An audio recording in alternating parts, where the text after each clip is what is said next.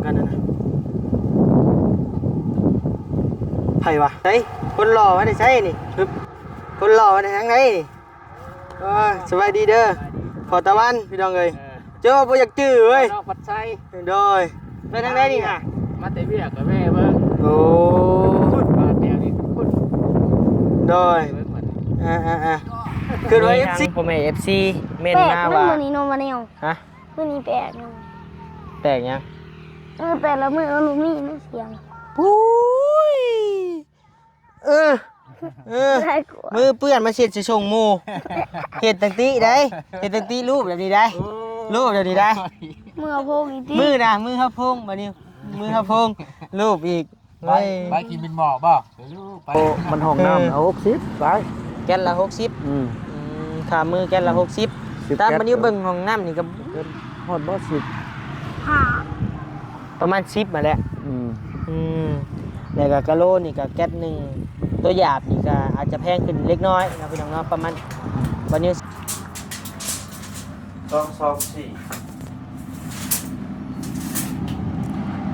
ทางลุ่มนี่ก็ติดขึ้นมาอันนึงบ่ได้ติดมัดพาดอกสมมุติว่าสิเก็ตแกใส่ลายเชือกเลยก็มีกาอะไรเบื้องนี้ปาดใส่นี่แน่แล้วก็ขึ้นขานี่เบื้องนี่ก็ปูพืชเนาะคือแก๊สหนึ่งพี่น้องเลย150 บาทเนาะแก๊ส150 บาทซะไหลเพื่อนะกระตกอยู่10แก๊สกะเท่าไหร่1,500บ่แม่นบ่ประมาณ1,500พี่น้องเลยเนาะนี่1,500 1,000 ปลาย 1,500ได้ค่าสร้างอีกกะตกกะเลล่ะ60 600,000 600,000กับ1,000พอดีเป๊ะๆเลยพี่น้องเอ้ยใส่งบไปประมาณ 2,500เนาะพอเนาะเข้ามาพี่น้องเอ้ยเนาะ 2,500ใส่งบรวมๆหมดกับประมาณ 2,500 บาทเนาะพี่น้องเนาะหรือว่าสิคาดเคลื่อนก็จังได๋จังว่ากันอีกทีนึงพี่น้องเอ้ยถ้าว่ามีผู้ใหญ่ผู้รักผู้ใหญ่มาแล้ววันนี้สิเข้าไปถามราคาอยู่ห้านเป็นโดยตรงเลยเนาะพี่น้องเนาะโดยเอา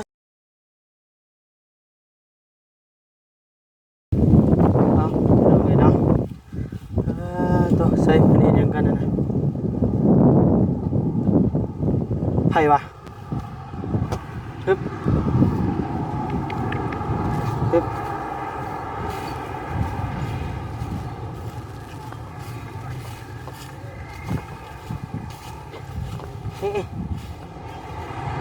ใช่คนหล่อมาได้ใช่นี่คนหล่อมาได้ทางไหนนี่สบายดีเด้อขอตะวันพี่น้องเอ้ยเจ้าบ่อยากจื้อเว้ยนอกปัดไส้โดยไปทางไหนนี่ค่ะมาแต่เวียกับแม่เบิ่งโอ้คุณมาแนวนี้คุณโดยขึ้นว่า FC แล่นใส่เลยคอยกระไดสบายดีเด้อโดยFC สายฟ้าซะเนาะลงเย็นคุณนะใต้ลงเย็นครับเป็นลายFC สายฟ้าฮะไปกับกลัวแล้วใกล้10ปลาย120มาเตะซิโนมาฮอดเพีย50กว่า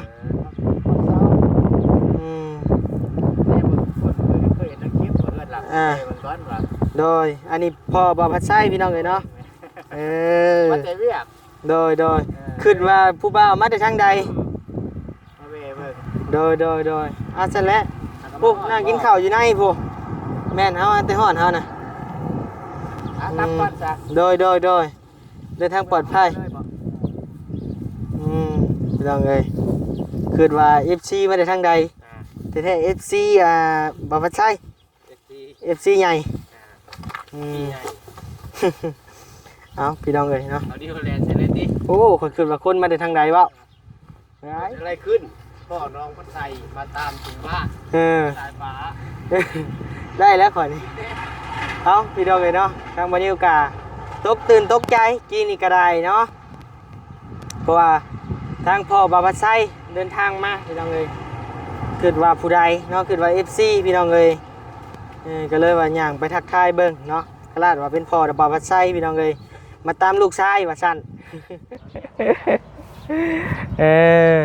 เอานะพี่น้องเนาะทางวันนี้ก็ขอกราบทักทายสบายดีพ่อแม่พี่น้องหมดทุกผู้ทุกคนเด้อนะที่เข้ามารับชมคลิปวันนี้โดยตลอดมานะวันนี้ก็ขอกราบทักทายสวัสดีและสบายดีเด้อพี่น้องเอ้ยเนาะยินดีต้อนรับเข้าสู่ช่อง YouTube บ่าวนิวสะพานบุญเส้นเก่าเส้นเคยเด้อพี่น้องเด้อเนาะเดินทางมา2คนกับบ่าวบี้บ่าวนิวก็ได้เนาะทางบ่าวพัดไส้เพิ่นขี่มอเตอร์ไซค์มามื้อนี้เพราะว่าบ่าวนิวออกมาช่วยเนี่ยก็เลยบ่าวพัดไส้ออกมาก่อนพี่น้องเอ้ยบ่าวนิวเอารถไปแปลงไปซ่อมพี่น้องเอ้ยมีแต่ซ่อมกับซ่อมดอกรถบ่าวนิวนี่ใครแต่เพิ่นบ่ให้ยุ่งกลางทางพี่น้องเอ้ยคะแนนเพิ่นให้ยุ่งกลางทางนี่สิเป็นเรื่องใหญ่อีกแล้วใช่ยังอ่ะน่ะ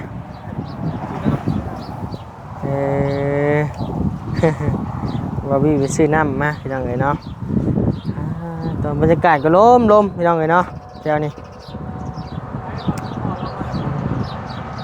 เอาไปพี่น้องเอ้ยผมเดี๋ยววันนี้สิพาไปอัปเดตเฮือนน้องชายฟ้าก่อนจักบาทจักใดนะพี่น้องเนาะโดยไปสบายดีเด้อบ่ใช่เด้อโดยพอใส่ผ้า ใช่พอใส่ผ้าใช่แม่บ่พอใส่ผ้าพ่อเจ้าอ่ะดิน่ะยังบ่ได้ไปทางใดอยู่ตามหาลูกชาย ตามหาลูกชายพัดชัยบ่ได้เปิดห้านบ่ซะมื้อนี้อึบ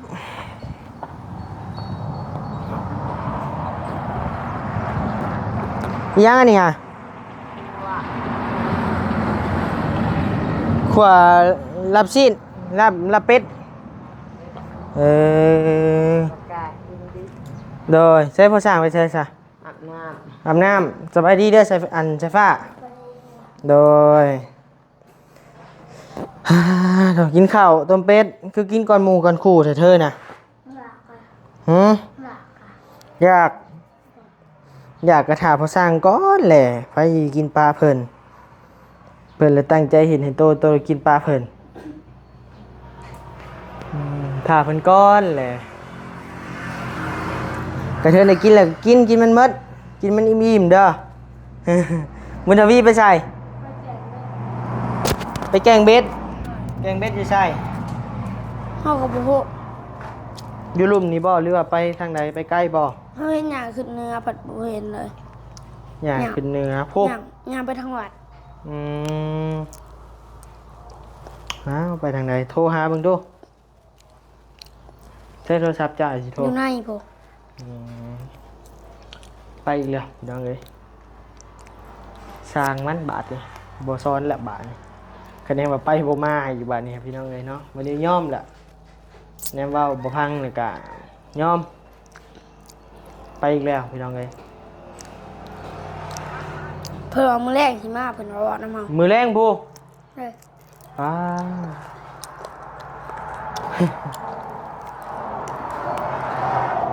ด้อ พี่น้องเอ้ยเนาะยาเด้อบัดนี้พี่น้องเอ้ยสิบ่อภัยแล้วบัดนี้บัดนี้เนาะยอมแล้ว ก็ต่อโทรหาอยู่ต่อค่ะ บักต่อก็โทรหาอยู่ ด้วย โอ้แล้วไปกับบักต่อแล้ว เช้าบัดนี้พี่น้องเอ้ยเนาะบัดนี้ยอมแล้วบอกได้คำเดียวว่ายอมพี่น้องเอ้ยสั่นๆรถบ่ได้สอนไผดับบานสอนบ่พังคนสอนกับเมื่อยได้พี่น้องเอ้ยแต่ว่าเมื่อคืนนี้ว่าดีใจว่าซั่นว่าน้องบุญทวีพังมามื้อนี้ไปแล้วพี่น้องเอ้ย2มื้อดี3มื้อไข่พี่น้องเอ้ยดีได้2มื้อ3มื้อแล้วก็ชั่ว ชั่วแล้วก็ดีต่อเมื่อยพี่น้องเอ้ยหมดคำเว้ามื้อนี้ก็ได้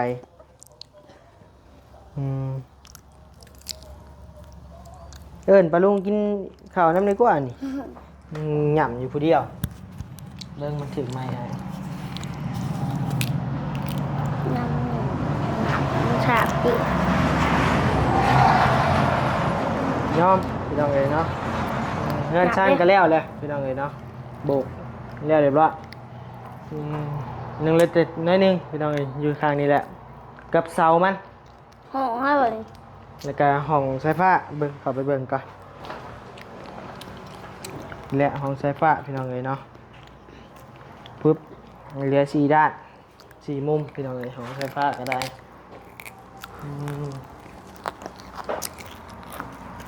นี่แหละแล้วจากนี้กระปูกะโลพี่น้องเอ้ยกะโลนี่พี่น้องสิงงเนาะทางพี่น้องพังไทยกระเบื้องปูกระเบื้องพี่น้องเอ้ยเนาะปูกระเบื้องบ้านบานิวเอิญหรือกะโลโอเคอย่างเลยเนาะห้องบุญทวีนี่เข้ามานอนบ่ฮัมบัดนี่ ด้วยโทรศัพท์มันอยู่ในหันแหละ ใช้โทรศัพท์ตัว ให้เสื้อห้าหันแล้วเจ้า อาหารแมวมาซื้อมาให้นี่ฮัม บะบุญ ฮะ บะบุญ บ่บุญซื้อมาให้มื้อใด มือนี้แหละ โอ้ลาย นี่มีไข่ ลายลีเนาะ มีก็ ไข่พร้อม แตะหนึ่ง ไข่พร้อมนี่โตสบายดีเด้อพ่อสั่งเด้อใช้ลูกชายกินข้าวปลาเลยนี่ฮะ โอ้โหอยากแห้งเลยเละชวนลูก พ่อบุกพากินเราอ่ะ กินได้แห้งเลยพอนชายชอยเอาเข้าห้องเจ้าได้สิบกหรือบุกแรงได้ สิยองมื้อนี้เลยบ่ โอ้ยอยู่ของเขาเลยแล้ว จวดจ้าลีเนาะ แล้วทั้งนี้เลย อันนี้ก็ของนอนเนาะบ้านใหญ่มานอนนี่บัดนี้ แน่ โบกของนั่นแล้วกับโบได้กะโลกับใส่คักอีกแล้วนี่ ไปแล้ว ใจบนนี้เลยเนาะนี่นะทำไมกะโลแห่งชายปัดก็สบายแบบนี้มึงญี่ปุ่นเอาเลยมาแม่ได้บุกินบอกมาเด้อ มาแม่อันนะ กินข้าวเที่ยง มากินข้าวเด้ออันไม่ชุก ข้าวแห้งก่อนมีแห้งได้ เซเมนมาดิเซโอ้โห เอ้ยมึง เซเกลือมันนี่ก็หามเมนนั่นดีนี่ เคยท โตบ่เมนบ่โตน่ะเมนอยู่บ่ เลย ฮะ เลย คิดว่าไอ้เมนผู้เดียว หัวข้าได้เหรอเมื่อกี้เนี่ยเฮามันหัวมาปวดไปโต ใส่บะบี้พันนี่ยังไงนะฮ้อนเนาะครับเนาะมื้อนี้เนาะ หน่อย อ้ายดูใส่เสื้อกันยาวส่งขายาวมาย่านว่ามันหนาว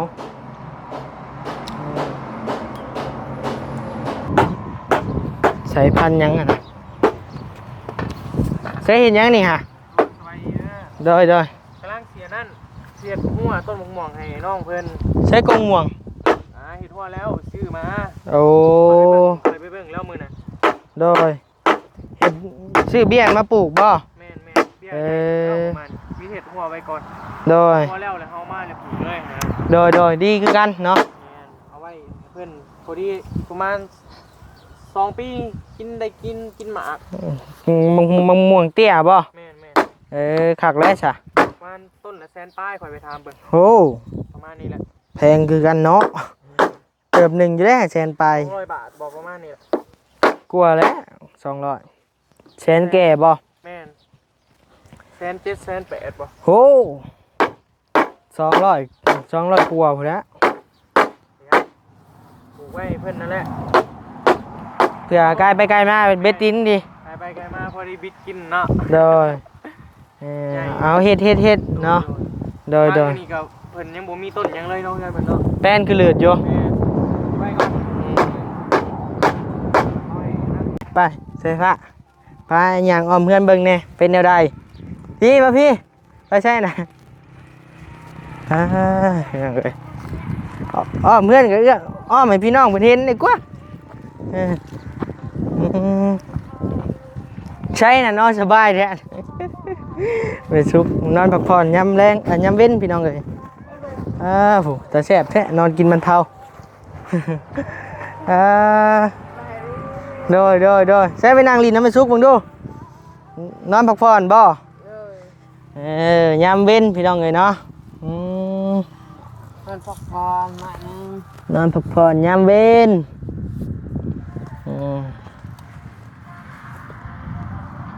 ใช้แจ้งอยู่บนอึ๊บอึ๊บต่อได้บนนอนคักแท้นี่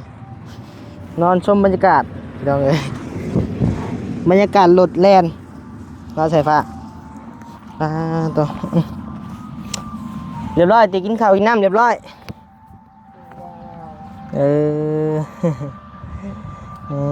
พอสร้างได้ซะอยู่ไหนพอสร้างเอ้ย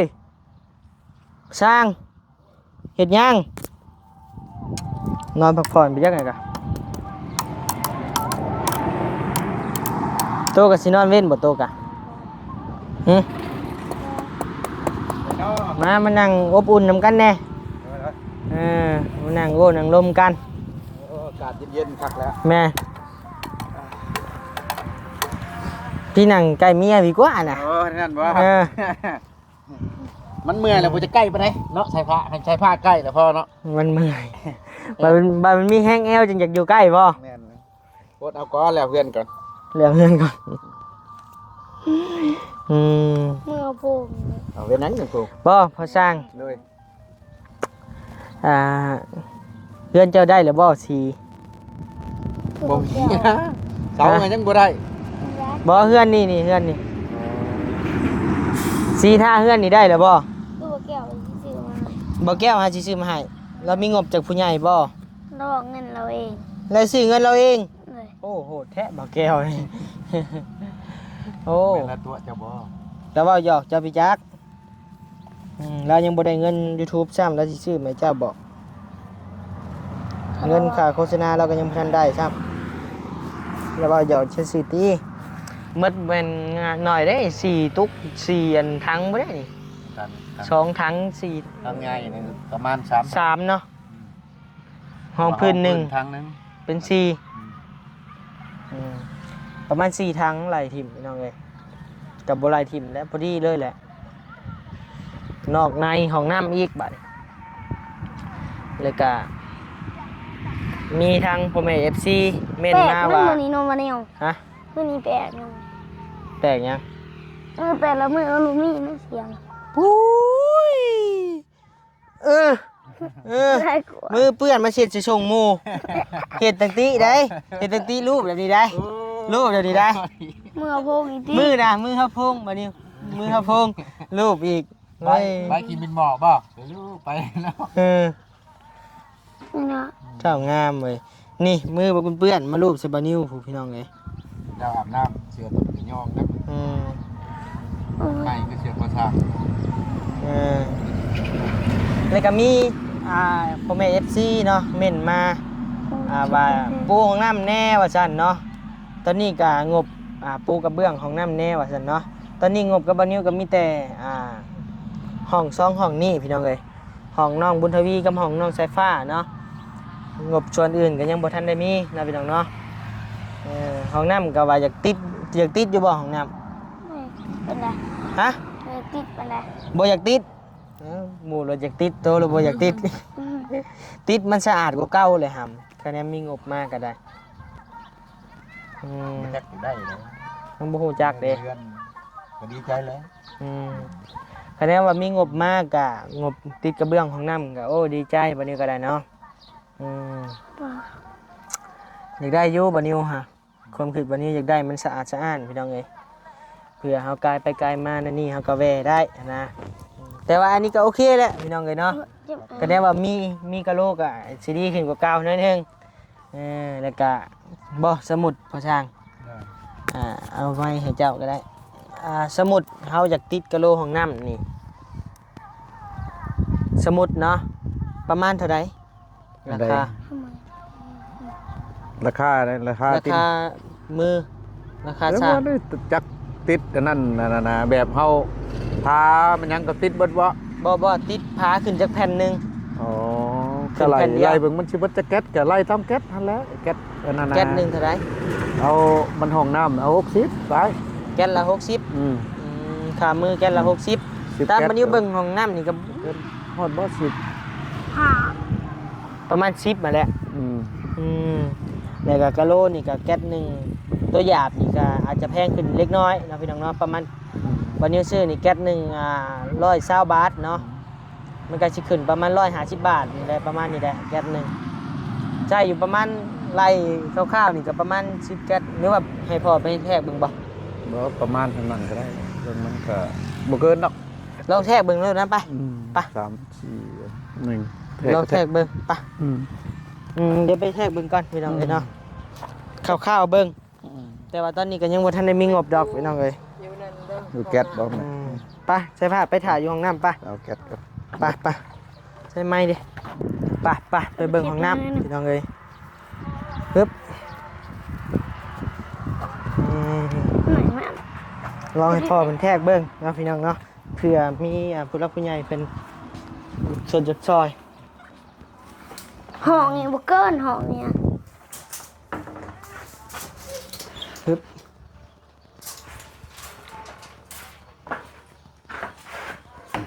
เอา30บ่30บ่ ตะกะโลแผ่น30บ่ 30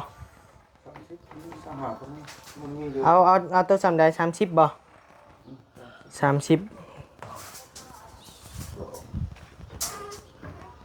ของดำก็ได้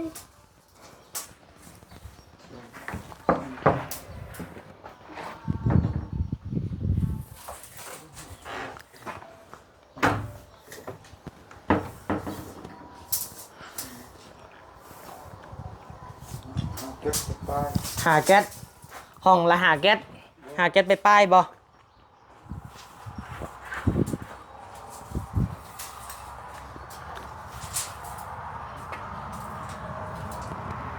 เข้าที่ต่อ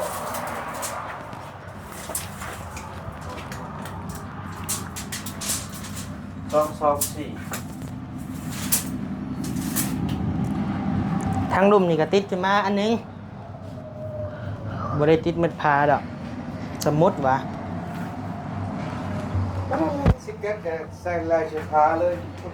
ก็มีกาอะไร2เมตรเนาะมันเก็บเวทอยู่นี่มันเบิดแต่5แก๊สนั่นนะ โดย อะไรเผื่อไว้ ประมาณ10 แก๊ส แม่น เอาวันให้มันเหลือเนี่ยก็11 แก๊สเนาะ แม่น เอาประมาณ11 แก๊ส ตัวนั้นตัวโควิดนะกระจกกระเจ็บ แม่นปาดใส่ เออ เรื่องนี้ก็ปาดใส่โควิดแน่เบิ่งครับเบิ่งนี่ก็ปาดใส่นี่แน่นี่น้องเอ้ยแล้วก็ สองแบบ ขึ้นขานี่เบิ่งนี่ก็แล้วก็ปูพืชเนาะคือพี่น้องเอ้ยใช่เอาอยู่บ่หมดไหนเปล่า เอาอยู่ แซ่บบ่อยากได้กี่ดิว่าคะแนนมันได้มันก็สะอาดสะอ้านขึ้นกว่าเก่าพี่น้องเอ้ยเนาะเพราะว่าอันนี้ก็เด้นี่ประมาณนี้แหละอันนี้ก็ได้ แต่ว่าก็ใช้ได้บ่ก็ใช้ได้พี่น้องเอ้ยเนาะแต่ว่ามันก็คราบนั่นนี่ก็สิได้ล้างดูแน่คือมันก็ใช้งบอยู่บ่หลาย10 แก๊สก็แก๊สละแก๊สละแสนก็10 แก๊สก็ล้านหนึง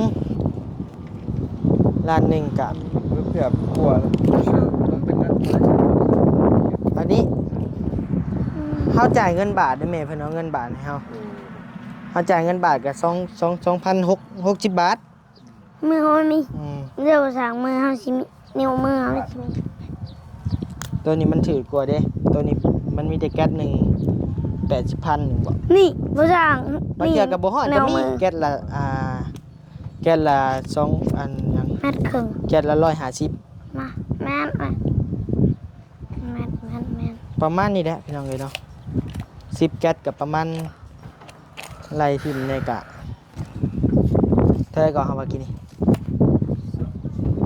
10 แก๊สก็ แก๊ส180 แก๊ส120แก๊ส150 บาทเนาะแก๊ส150 บาทซะไหลเพื่อนะก็ตกอยู่10 แก๊สก็เท่าไหร่1,500บ่แม่นบ่ประมาณ 1,500 พี่น้องเอ้ยเนาะนี่ 1,500 1,000 ปลาย 1,500 เฮ็ดเองได้ ค่าสร้างอีกก็ตกกะเลล่ะ60 อืม 600,000 600,000กับ1,000พอดีเป๊ะๆเลยพี่น้องเอ้ยใช้งบไปประมาณ เอาบ่มา 2,500เนาะพ่อเนาะ แม่น 2,500ห้องน้ำอย่างเดียวปู ปูกะโลห้องน้ำ2,500พี่น้องเอ้ย อ้า เออ ไม่ให้ภาษาอะไร โอเคพอแล้วเนาะเดี๋ยวไอ้สิเมื่อแล้ว เอา เอ เพื่ อ อนเพื่อน สิเมื่อไอ้สิปิดคลิปแล้ว โอเคพี่น้องเอ้ยเนาะสบายดีมาทุกผู้ทุกคนเด้อโดยเอามาถามเรื่องปูกะโลห้องน้ำครับพี่น้องเนาะเพื่อมีผู้ใหญ่ใจดีเพิ่นอยากอยากซอยเข้ามาพี่น้องเอ้ยเนาะใช้งบรวมๆหมดกับประมาณ 2,500 บาทเนาะพี่น้องเนาะหรือว่าสิคาดเคลื่อนก็จังได๋จังว่ากันอีกทีนึงพี่น้องเอ้ยถ้าว่ามีผู้ใหญ่ผู้รักผู้ใหญ่มาแล้วบัดนี้สิเข้าไปถามราคาอยู่ห้านเป็นโดยตรงเลยเนาะพี่น้องเนาะโดยเอาสบายดีอยู่ดีมีแฮงเด้อพี่น้องเด้อเนาะบ๊ายบาย